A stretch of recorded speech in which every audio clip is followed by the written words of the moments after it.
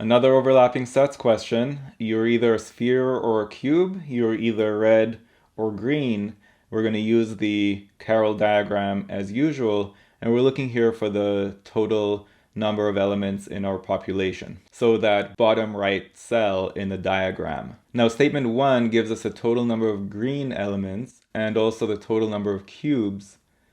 But even with these two numbers in place, there's just no way to infer our way to the total number. There's no path for us to make that kind of inference.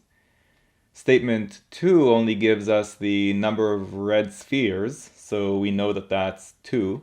That would be the top left cell, but that's all we have.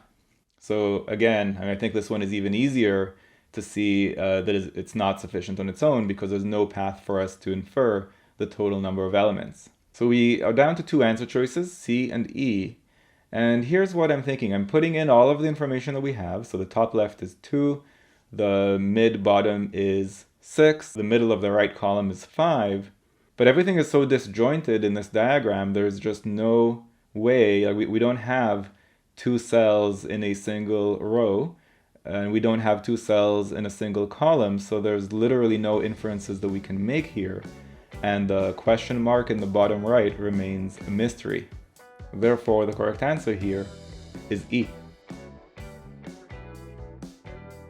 If you found this video useful, go to quantreasoning.com for a lot more where that came from.